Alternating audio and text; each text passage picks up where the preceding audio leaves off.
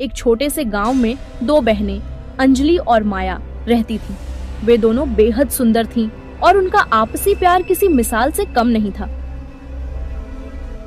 गांव के लोग उनकी घनिष्ठता और सौंदर्य की तारीफ करते नहीं थकते थे, लेकिन उनकी किस्मत में कुछ ऐसा लिखा था जिससे उनकी जिंदगी एक भयानक मोड़ ले लेगी। अंजलि बड़ी बहन थी जो शांत और समझदार थी, जबकि माया छोटी थी और उसमें चंचलता भरी हुई थी। दोनों एक दूसरे के बिना अधूरी थीं।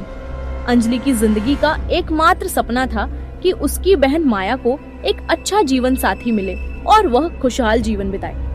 एक दिन गांव में एक अमीर व्यापारी का बेटा विक्रम आया। विक्रम का व्यक्तित्व आकर्षक था और उसकी बातों में मिठास थी। विक्रम ने माया को पहली बार देखा और उसकी खूबसूरती पर मोहित हो गया। वह अक्सर माया से मिलने के बहाने गांव में रुकने लगा। माया भी विक्रम से प्रभावित हो गई और उसे अपना दिल दे बैठी। दोनों का प्यार धीरे धीरे परवान चढ़ने लगा, लेकिन विक्रम के इरादे नेक नहीं थे। वह माया के साथ केवल खेल खेल रहा था।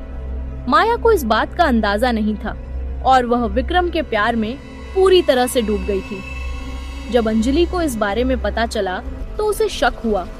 उसे विक्रम पर भरोसा नहीं था। उसने माया से कहा, बहन, मैं इस विक्रम पर भरोसा नहीं करती। उसकी आंखों में कुछ ऐसा है जो मुझे ठीक नहीं लगता। माया ने अंजलि की बात को नजरअंदाज कर दिया और कहा, दीदी, तुम हमेशा शक करती हो। विक्रम मुझसे सच्चा प्यार करता है और हम जल्द ही शादी करेंगे। अंजलि ने माया को चेतावनी दी, लेकिन माया ने उसकी बातों को गंभीरता से नहीं लिया। विक्रम ने माया से वादा किया कि वह उससे शादी करेगा, लेकिन समय बीतता गया और उसने कोई कदम नहीं उठाया।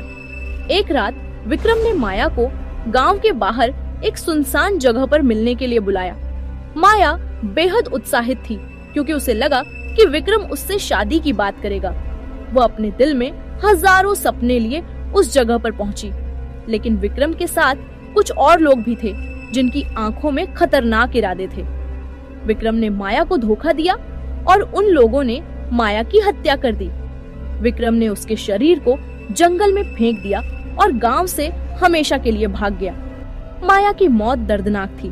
जब अंजलि को माया की मौत का पता चला तो वह पूरी तरह से टूट गई। उसकी प्यारी बहन, जिसकी हंसी हर वक्त उसके आसपास गूंजती थी, अब इस दुनिया में नहीं थी। अंजलि ने विक्रम और उसके साथियों से बदला लेने की ठान ली। अंजलि ने विक्रम को ढूंढने की कोशिश की, लेकिन वह गायब हो चुका था। हफ्ते बीत गए, लेकिन विक्रम का कोई सुराग नहीं मिला। एक रात जब अंजलि सो रही थी, माया की आत्मा उसके सपने में आई। माया ने अपने दर्द को व्यक्त किया और कहा, दीदी, मेरा बदला अभी अधूरा है। मैं चैन से नहीं रह सकती जब तक कि विक्रम और उसके साथियों को सजा नहीं मिल जाती। अंजलि ने माया से वादा किया कि वह उसका बदला जरूर लेगी, लेकिन नियति को कुछ और ही मंजूर था। उसी रात अंजलि की भी रहस्यमय परिस्थितियों में मौत हो गई। गांव में लोग कहने लगे कि अंजलि ने अपनी बहन के गम में आत्महत्या कर ली, लेकिन सच्चाई कुछ और थी। अंजलि की आत्मा ने खुद को माया के साथ जोड़ लिया था और अब दोनों बहनें भूत बन चुकी थीं, एक साथ बदला लेने के लिए।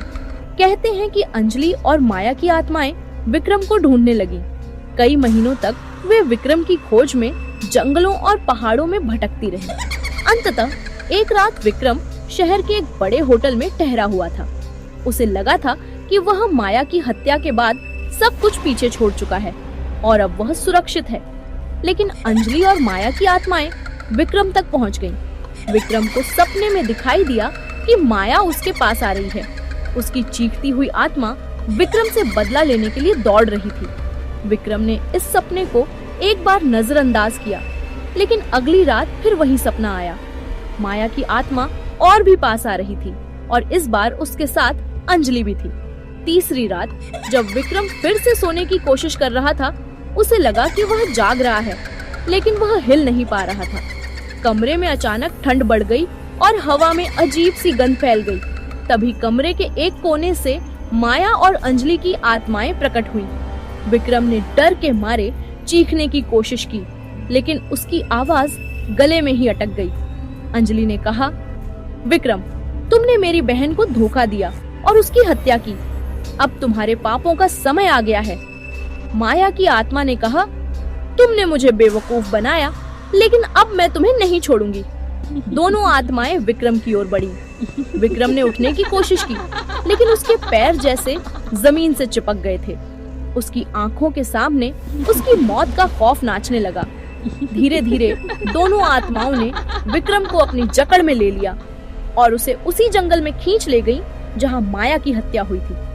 विक्रम की चीखें रात भर सुनाई देती रहीं, लेकिन सुबह होते ही वह गायब हो गया। उसकी लाश कभी नहीं मिली, लेकिन कहते हैं कि उसकी आत्मा भी अब उसी जंगल में भटकती है जहां माया और अंजलि की आत्माएं उसे हमेशा के लिए कैद कर चुकी हैं। अब वह जंगल गांव वालों के लिए एक डरावनी जगह बन चुका है।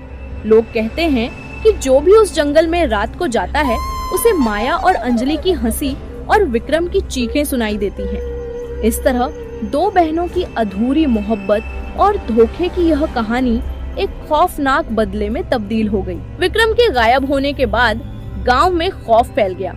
लोग उस जंगल के आसपास जाने से डरने लगे और रात को कोई भी बाहर निकलने की हिम्मत नहीं करता था।